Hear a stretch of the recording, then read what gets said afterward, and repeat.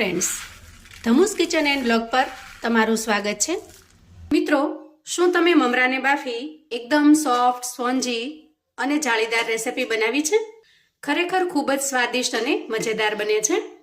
ફક્ત 7 થી 8 મિનિટમાં બનીને તૈયાર થતી આ રેસિપીને તમે સાંજે હળવી ભૂખમાં ડિનર માટે અથવા તો સવારે ટેસ્ટી બ્રેકફાસ્ટ માટે બનાવીને તૈયાર કરી શકો છો. અને બાળકોને લંચ બોક્સમાં પણ બનાવીને આપી શકાય એટલી સરસ ટેસ્ટી બને છે. તો ચાલો ઝડપથી રીત જોઈ લઈએ. સૌથી પહેલાં આપણે અહીંયા મમરા લઈશું. અહીંયા મમરા જે આપણે સાદા આવે છે, સેવ મમરા બનાવવા માટેના મમરા એ જ લેવાના છે.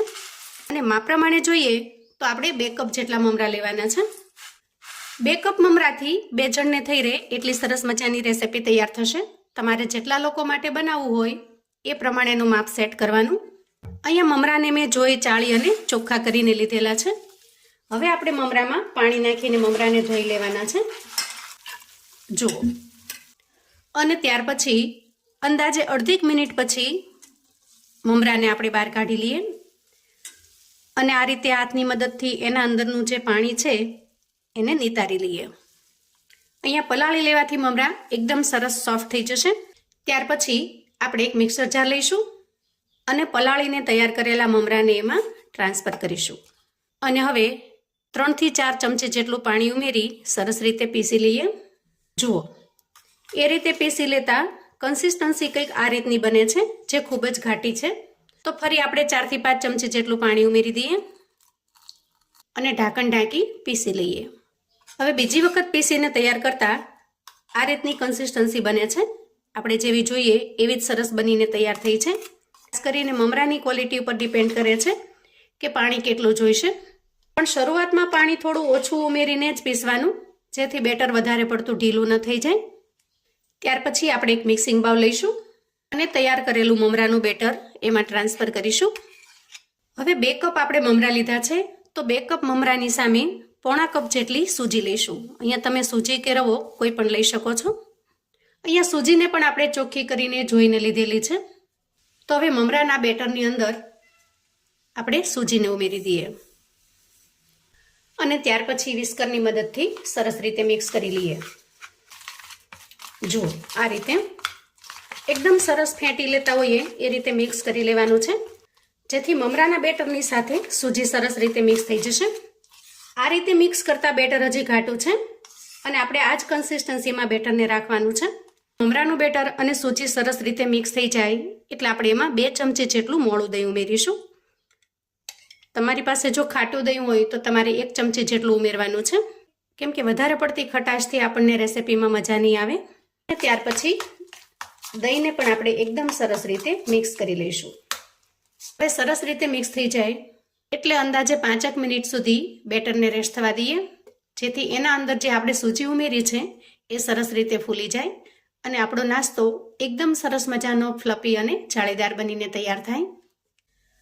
હવે આપણે મિક્સર જાર લઈશું અને અંદાજે 2 થી 3 ચમચી જેટલું નાળિયેરનું ખમણ ઉમેરીશું.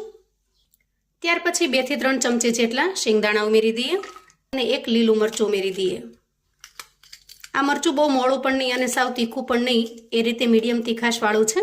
તેથી તમારે ચટણી કઈ રીતે તીખી બનાવી છે એ પ્રમાણેનું મરચું લેવાનું. અને હવે ઉમેરીશું થોડી કોથમીર.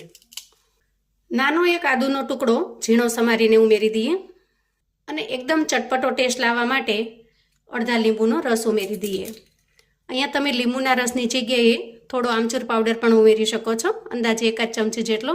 અથવા તો ખટાશ માટે 1 થી 2 ચમચી જેટલું મોળું દહીં પણ ઉમેરી શકો છો.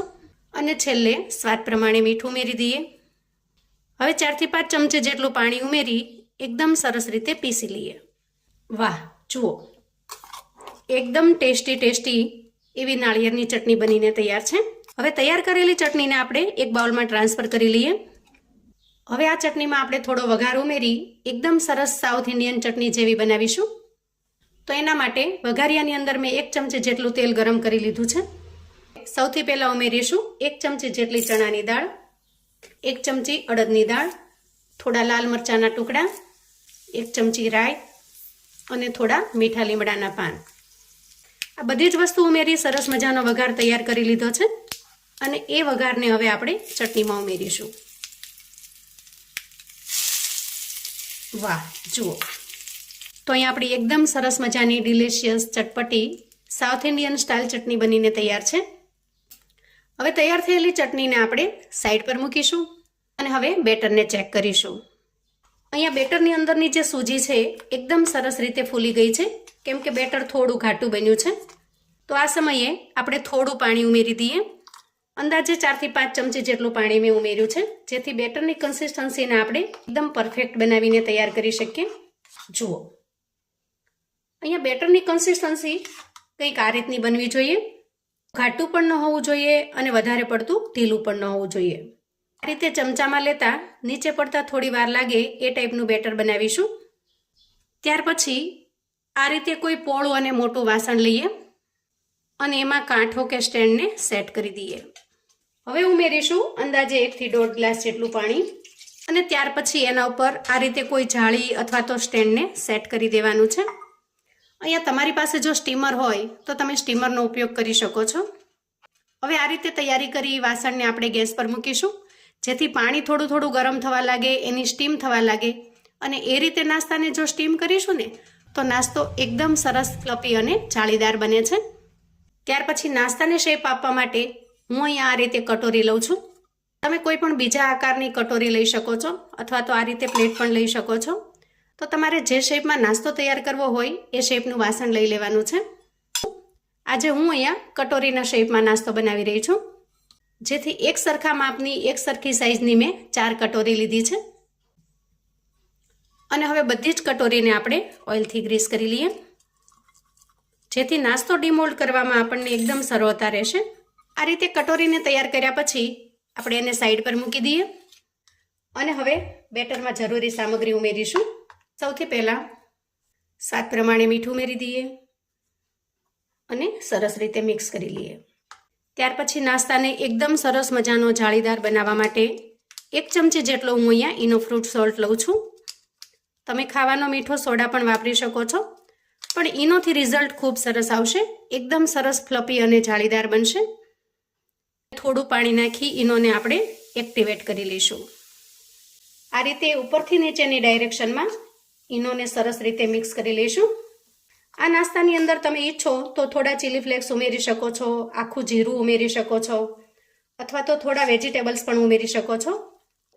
આ રીતે ઈનોને મિક્સ કર્યા પછી આપણે તૈયાર કરેલી કટોરી લઈ લઈએ અને બધી જ કટોરીમાં આપણે થોડું થોડું મિશ્રણ ઉમેરી દઈએ. આપણો આજનો નાસ્તો એકદમ ફ્લેક્સિબલ છે. નાસ્તાને તમે તમારી સગવડતા કે પસંદગી પ્રમાણે બનાવીને તૈયાર કરી શકો છો. હવે જુઓ અહીંયા વાસણની અંદર પાણી સરસ રીતે ગરમ થઈ ગયું છે અને એના ઉપર આપણે આ રીતે જાળીને સેટ કરેલી છે. તો તૈયાર કરેલી કટોરીને આપણે આ રીતે જાળીમાં સેટ કરી દઈએ અને ત્યાર પછી ઢાંકણ ઢાંકી અંદાજે 7 થી 8 મિનિટ સુધી સરસ રીતે સ્ટીમ થવા દઈએ. ગેસની ફ્લેમને આ સમયે આપણે મીડિયમ ટુ હાઈ પર રાખીશું. હવે અંદાજે 8 મિનિટ પછી ગેસની ફ્લેમને આપણે બંધ કરીશું અને ઢાંકણ ખોલીને ચેક કરી લઈશું. વાહ, કટોરીને આપણે બહાર કાઢી લઈશું અને થોડી વાર માટે ઠંડી થવા દઈશું. અહીંયા કટોરી એકદમ સરસ મજાની ઠંડી થઈ ગઈ છે. તો સૌથી પહેલાં આપણે એની કિનારી છોડાવી લઈએ અને ત્યાર પછી ડિમોલ્ડ કરી લઈશું. વાહ, જુઓ એકદમ સરસ ફ્લફી અને જાળીદાર નાસ્તો બન્યો છે. અહીંયા તમે એનો લુક જોઈ શકો છો, પોચો પોચો રૂ જેવો. તો મિત્રો, નહીં પલાળવાની ઝંઝટ, નહીં પીસવાની ઝંઝટ, ઇડલી ઢોસાના ટેસ્ટને પણ ભૂલી જાઓ એવો સુપર સ્પોન્જી અને ટેસ્ટી બને છે. તો મિત્રો, એકદમ ઇન્સ્ટન્ટથી ખૂબ જ ઝડપથી બની જતો આ નાસ્તો જો તમે ક્યારેય ટ્રાય ન કર્યો હોય તો એક વખત ચોક્કસથી બનાવજો. ખરેખર ઘરમાં નાના મોટા સૌને ખૂબ જ પસંદ આવે એવો સરસ સુપર સોફ્ટ બને છે. અહીંયા હું તમને એક નાસ્તો તોડીને બતાવું.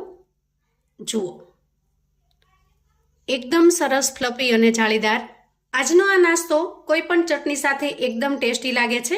ખાસ કરીને આપણે જે તૈયાર કરેલી સાઉથ ઇન્ડિયન સ્ટાઇલ ચટણી છે એની સાથે ખાવાની મજા પડે એવો ટેસ્ટી લાગે છે. તો મિત્રો, આવું અવનવું જાણવા માટે અને મને સપોર્ટ કરવા માટે ચેનલ પર જો તમે નવા છો તો પ્લીઝ ચેનલને સબસ્ક્રાઈબ કરજો. વિડીયો ગમે તો લાઈક અને શેર કરજો.